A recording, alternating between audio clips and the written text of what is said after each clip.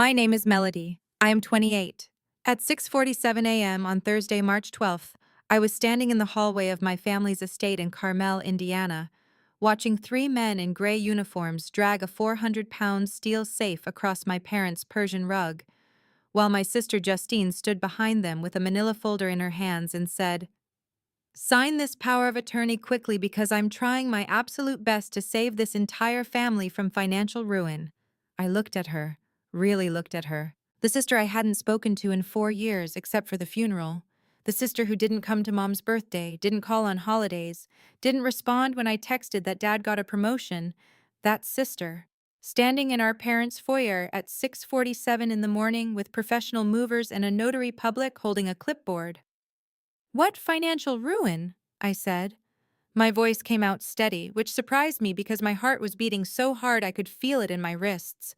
"The property taxes are 8 months overdue," Justine said. She stepped closer, her heels clicking on the hardwood. "The estate is going into foreclosure in 72 hours, unless I can liquidate the contents and pay the county. I've been trying to reach you for weeks, Melody, but you never answer your phone when it's important." I pulled my phone from my jacket pocket. 7 missed calls from Justine between 5:30 and 6:15 a.m. 11 text messages. The most recent one, sent at 6:02. "Emergency plumbing situation at your apartment building. Don't come home today. Water main burst. Building manager says evacuate immediately." There was no water main burst. I'd driven past my apartment complex 20 minutes ago, dry as bone. "I didn't authorize this," I said. "You don't need to authorize saving your own inheritance," Justine said. Her smile was tight, practiced. "I'm doing this for both of us." Before I go on, if stories about standing up for yourself mean something to you, please hit like and subscribe and tell me in the comments where you're watching from right now and what time is it there. One of the movers grunted as the safe tilted.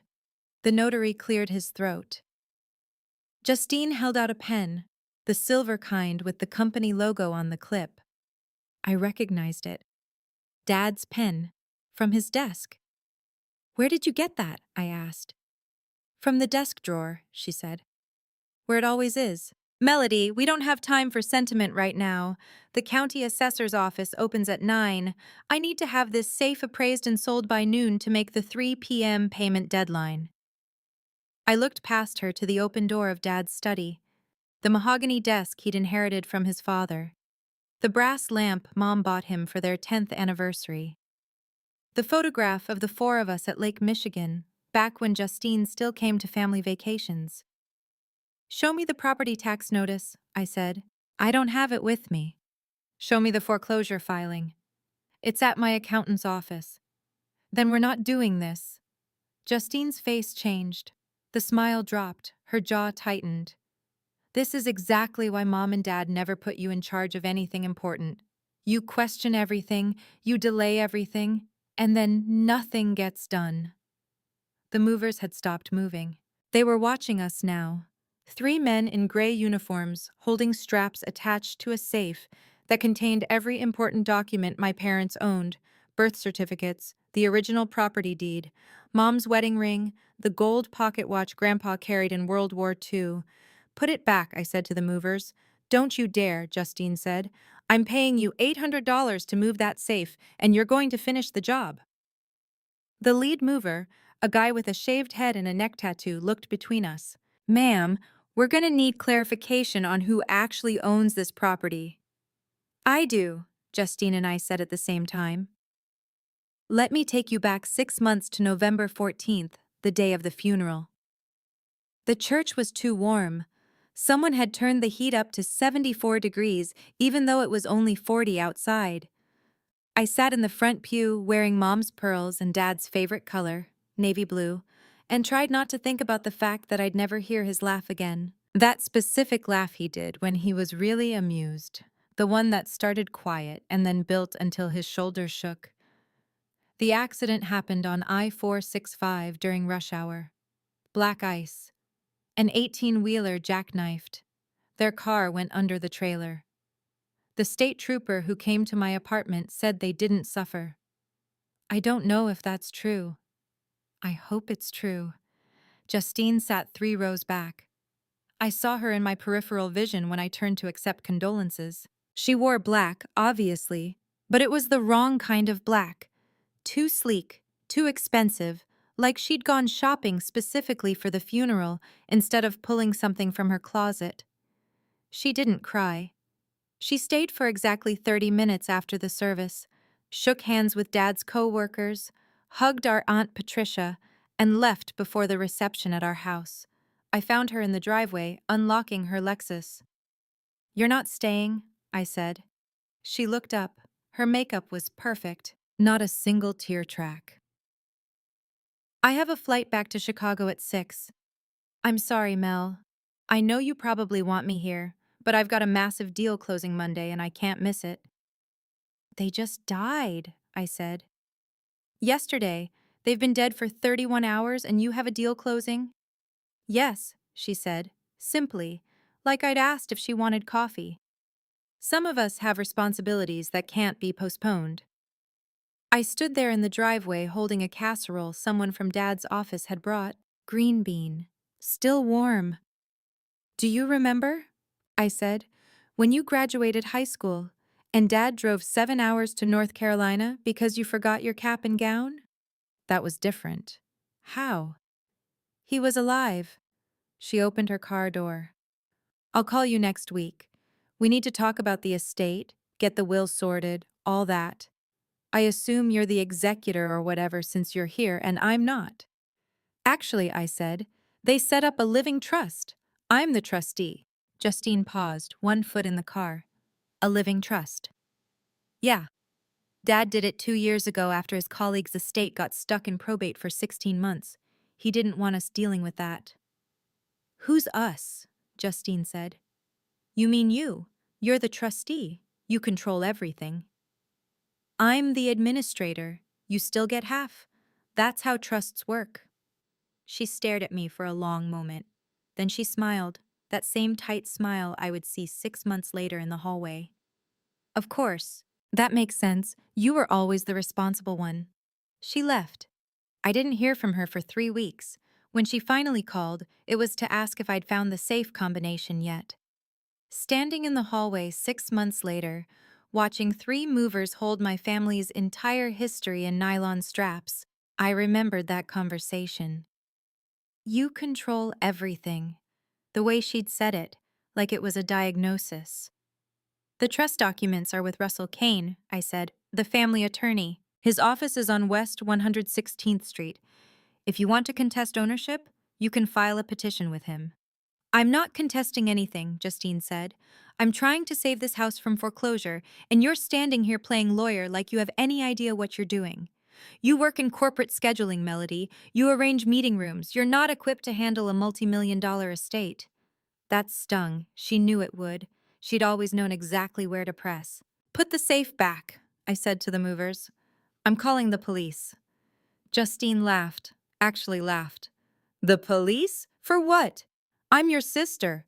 I'm in my childhood home trying to prevent a financial disaster. What exactly are you going to tell them?" I pulled out my phone and dialed, not 911, Russell Kane's direct office line. He'd given it to me the day after the funeral, told me to call any time, day or night. He answered on the second ring. "Melody?" "I need you to come to the house," I said. "Now, Justine is here with movers trying to remove the safe." "I'm 15 minutes away," Russell said. "Don't sign anything.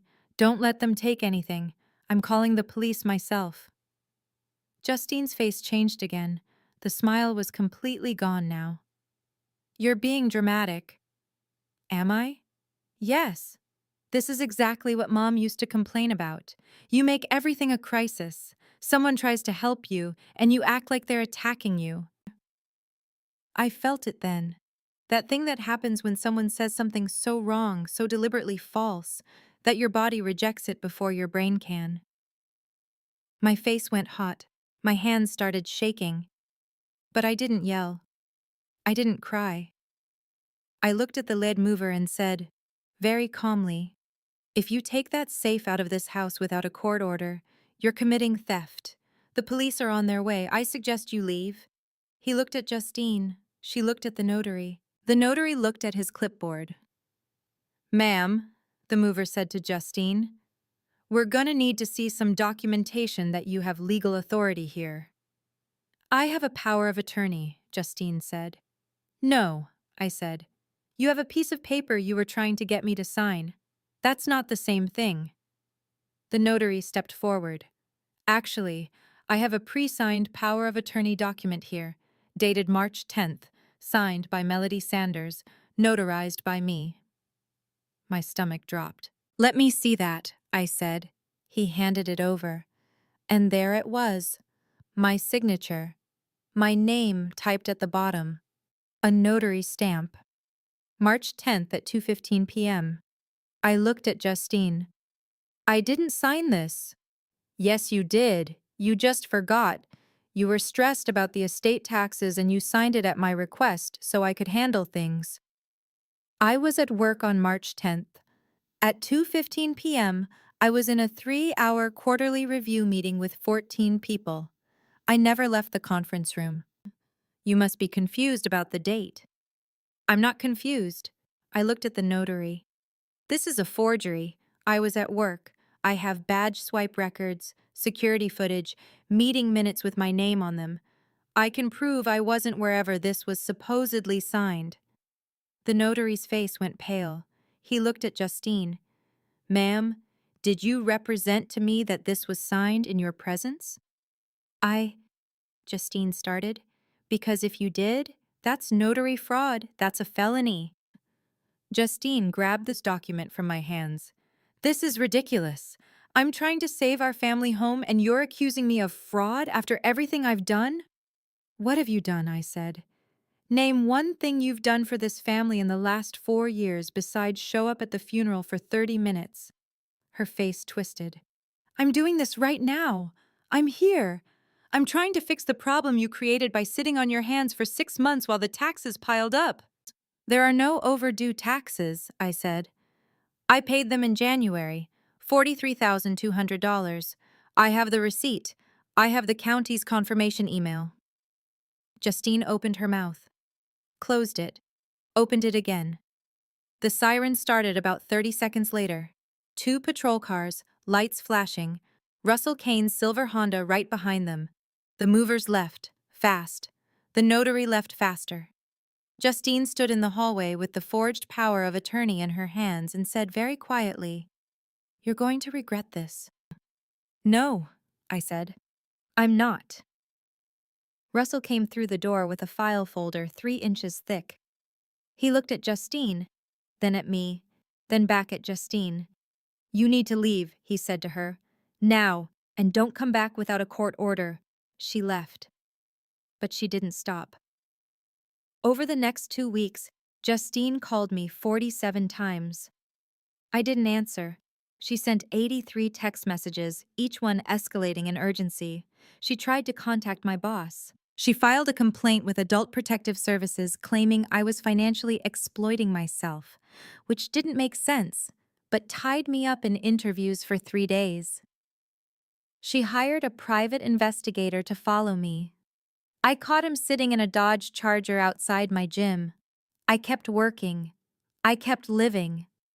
I went to the office every day at 7:30 a.m., managed conference room schedules, coordinated executive meetings, and pretended my sister wasn't trying to destroy my life. On April 2nd, she showed up at my workplace. I was in the parking lot taking a phone call from a vendor about AV equipment when I saw her walking toward me in a cream pantsuit and designer sunglasses. She was smiling. That scared me more than the anger would have.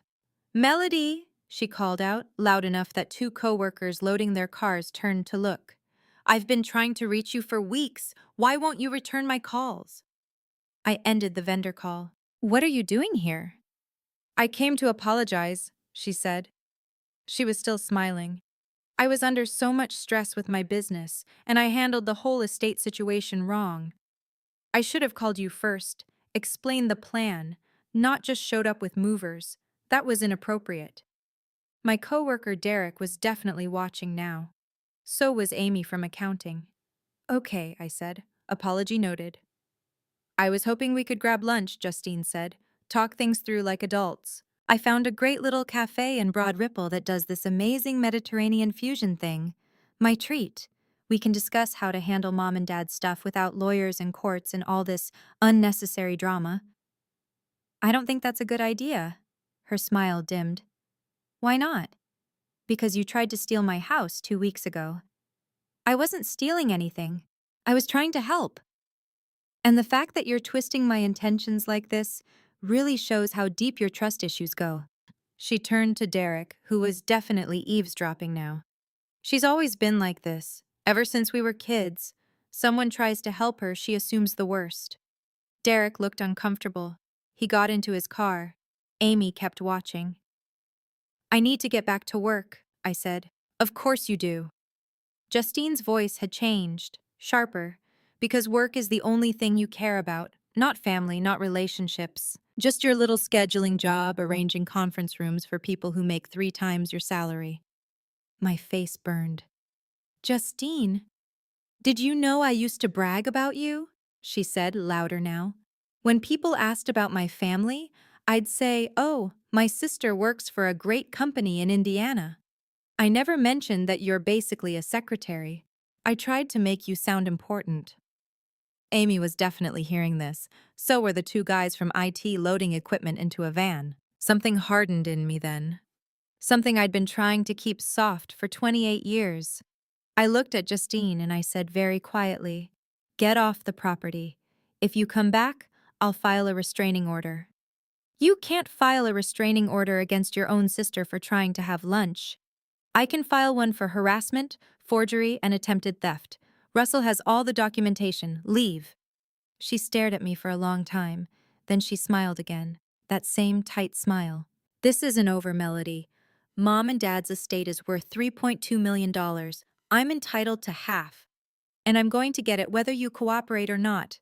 She left. Amy walked over. Are you okay? I'm fine, I said. That was your sister? Yeah. She seems… Amy trailed off, searching for the word. Yeah, I said again. She is. I went back inside and managed conference rooms for 4 more hours and tried not to think about the fact that my own sister had just humiliated me in front of my coworkers. To what? Pressure me? Break me down? Make me sign something? That night, I couldn't sleep. I kept thinking about the forged power of attorney, the notary who claimed I'd signed it on March 10th, the fact that Justine had been planning this for weeks, maybe months, the fact that she'd hired professionals, movers, a notary, probably a lawyer to draft the fake documents. How much planning does it take to betray someone? At 2:17 a.m., I got up and drove to the house in Carmel. Our house. The one Mom and Dad bought in 1992 when Dad got his promotion to regional manager. The one with the big backyard where Justine and I used to catch fireflies in mason jars. The one with the kitchen where Mom taught me to make her lasagna recipe. The one Justine hadn't visited in 4 years until our parents died. I sat in the driveway for 20 minutes looking at the dark windows. Then I went inside. Dad's study looked exactly how he'd left it, his coffee mug on the desk, still stained brown on the inside, his reading glasses folded on top of a book about the history of the Panama Canal, his jacket on the back of the chair. I sat in his chair and I cried. I hadn't cried since the funeral. Not really cried, but sitting there at 2:47 in the morning in the dark study, I let it out, all of it. The grief I'd been holding, the betrayal, the exhaustion. When I finally stopped, my face hurt and my eyes were swollen, and I was so tired I could barely stand. But I felt lighter somehow. I stood to leave and knocked Dad's book off the desk. When I picked it up, something fell out, an envelope, cream-colored, expensive stationery. My name written on the front in Mom's handwriting. My hands started shaking before I even opened it. The letter was dated August 3rd, 3 months before the accident. It was 4 pages long. I read it 3 times sitting on the floor of Dad's study with my back against the desk and tears running down my face again. The letter started like this. My dearest Melody, if you're reading this, then we're gone, and Justine is already doing what I knew she would do. I'm sorry, sweetheart. I tried to prepare you without scaring you. I tried to give you the tools without making you paranoid, but Justine doesn't hear reason. She only hears legal documents. Do you remember the summer you turned 14? We took you to Mackinac Island, and you wanted to stay an extra day to watch the sunset from the fort, but Justine threw a fit because she had a tennis tournament. We stayed. Justine didn't speak to us for 2 weeks. You asked me why she was so angry, and I told you some people measure love by sacrifice. They need to know they matter more than everyone else all the time. When they don't get that proof, they feel betrayed. That's Justine. She's been like that since she was 6 years old. I don't tell you this to hurt you. I tell you because she's going to come after the estate, and you need to understand why. She's $847,000 in debt from her business ventures, commercial real estate loans. She's been in arrears for 14 months. She refinanced twice. The bank is coming for her. She's desperate. The original living trust document is with Russell Kane. His office is at 11,650 West 116th Street, Suite 201. The copy I've left you in Dad's study is incomplete, just proof that we planned this. But Russell has the full document, including the clause that states you become sole trustee and sole beneficiary if Justine contests the trust or attempts to access the assets through fraud or coercion. We wrote it that way because we knew she might try. Inside this envelope, you'll find a copy of the living trust incomplete, records of Justine's business loans, showing her debt, emails between Justine and her creditors, showing her desperation, a letter from Russell confirming your role as trustee, the combination to the safe, 17349. Don't show these to anyone except Russell. Wait. When she makes her move, she'll incriminate herself. Document everything. Russell will know what to do. You are not difficult, Melody. You are not dramatic. You are not any of the things she's going to call you. You are careful, thoughtful, and kind. You are exactly the daughter we hoped you'd become. All my love, Mom. P.S. There's $180,000 in a separate account Russell will tell you about.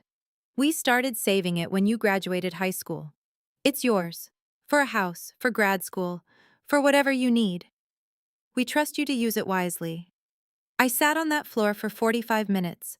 Then I called Russell at 3:32 in the morning. He answered. Melody, what's wrong? I found the letter, I said.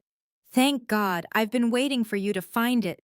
Your mother told me she hid it in your father's Panama Canal book 6 months before they died. She said you'd eventually end up in his study when you needed comfort, and you'd find it then. She knew, I said. She knew Justine would do this. She knew Justine was desperate. She didn't know about the car accident. If she had, she would have told you everything directly. But yes, she anticipated this. The clause about Justine being removed from the trust if she commits fraud, is that real? Completely enforceable. Your mother had me research trust law for 8 months. She wanted to make sure you were protected without starting a war while they were alive. She loved Justine, Melody, but she didn't trust her with money. There's a difference. I looked at the letter in my hands, my mother's handwriting, the way she dotted her I's with perfect circles, the way she always signed her name with a flourish on the M. What do I do now? I said. You keep living your life. You keep documenting everything Justine does, and when she makes her next move, and she will, you let her walk into the trap she's built for herself. I don't want revenge, I said. I just want her to stop. Sometimes, Russell said gently, those are the same thing. 2 months later, on June 18th, I got a certified letter from an attorney in Chicago. Justine was filing a petition to dissolve the living trust on the grounds that I had manipulated our parents into excluding her. The petition claimed I had isolated Mom and Dad, controlled their finances, and created the trust under false pretenses. The hearing was scheduled for July 22nd at the Marion County Superior Court. Russell filed our response 3 days later with 47 pages of exhibits. My mother's letter, the business loan records, the emails showing Justine's debt, the forged power of attorney, the police report from the attempted safe removal, badge swipe records from my office proving I was at work when the fake document was supposedly notarized. But the most damning evidence was something I didn't know existed. My mother had recorded a video. Russell showed it to me in his office a week before the hearing. It was dated July 15th, 4 months before the accident. Mom sat at the kitchen table in Carmel. I recognized the blue curtains behind her, wearing her reading glasses and a cardigan I'd bought her for Christmas. She spoke directly to the camera for 11 minutes. She explained the living trust. She stated clearly that she and Dad created it together, voluntarily, without pressure from anyone. She listed Justine's debt. She described Justine's pattern of financial irresponsibility going back 15 years. She said, "I love both my daughters, but I trust only one with our life's work." I watched it twice. Russell watched me watch it. "Your mother was thorough," he said. "She was terrified," I said. "You can see it in her eyes. She was terrified this would happen, and she wouldn't be here to protect me." "She's protecting you now." The morning of July 22nd, I put on the navy blue dress I'd worn to the funeral. I drove to the courthouse in Indianapolis and parked in the garage at 8:47 a.m. The hearing wasn't until 10 o'clock, but I wanted time to sit, to breathe, to prepare. Justine arrived at 9:53. I saw her through the courtroom window. She wore a black suit and carried a leather briefcase. Her attorney was a man in his 50s with gray hair and an expensive watch. The courtroom wasn't large, maybe 40 seats. About half were filled. Aunt Patricia, Dad's former co-workers, Mom's book club friends, people who knew our family, people who knew the truth. The judge was a woman named Sylvia Martinez. She looked tired. Justine's attorney spoke first. He painted a picture of a manipulative younger sister who had isolated vulnerable parents and convinced them to cut out their eldest daughter. He used words like undue influence and exploitation and financial abuse. I sat quietly. Russell had told me, "Don't react, don't show emotion, let them talk." Then Russell stood. He didn't raise his voice, he didn't make accusations. He simply presented the evidence, the letter, the video, the business loans, the forged power of attorney, the police report. He played the video for the court, all 11 minutes. My mother's voice filled the room, calm and clear and devastated. I watched Justine's face. I saw the exact moment she realized she'd lost. Her attorney leaned over and whispered something. She shook her head. He whispered again. She closed her eyes. When the video ended, Judge Martinez looked at Justine and said, "Do you wish to respond to this evidence?" Justine stood. "Your Honor, my mother was under significant stress when she made that video. My sister had been—" "Stop," the judge said. "I've seen the dates. This video was made 4 months before your parents' death. Your sister's badge records show she was at work every day during the period when the living trust was created. The bank statements show your debt was accumulating for over a year before you contacted your sister about the estate, and the police report shows you attempted to remove assets from the property using a forged power of attorney. Do you have any evidence that contradicts these facts?" Justine's attorney stood. "Your Honor, we'd like to request a continuance to—" "Denied. Ms. Sanders, you brought this petition claiming your sister manipulated your parents. The evidence shows the opposite. The evidence shows you attempted to defraud your sister of her inheritance. I'm dismissing your petition and awarding attorney's fees to the respondent. Additionally, I'm ordering you to have no contact with the property at 4782 Lakeshore Drive in Carmel unless accompanied by court-appointed supervision. Do you understand?" Justine said nothing. "Do you understand?" the judge repeated. "Yes," Justine said. Her voice was barely a whisper. The gavel came down. I sat there for a long time after everyone else left. The courtroom was empty except for Russell packing his briefcase and me staring at the empty witness stand where my mother's video had played. "You okay?" Russell asked. "I don't feel victorious," I said. "You're not supposed to. This wasn't a victory. This was protection. She's my sister." "I know. She's going to hate me forever." "Probably," Russell said. He sat down next to me. "But she hated you before this. She hated that you were trusted. She hated that you were stable. She hated that your parents saw you as responsible and her as reckless. This just made it official. My mom knew, I said. She knew Justine would do this, and she still loved her. How do you love someone and prepare for them to betray you at the same time? You have kids someday, Russell said. You'll understand. Love isn't blind.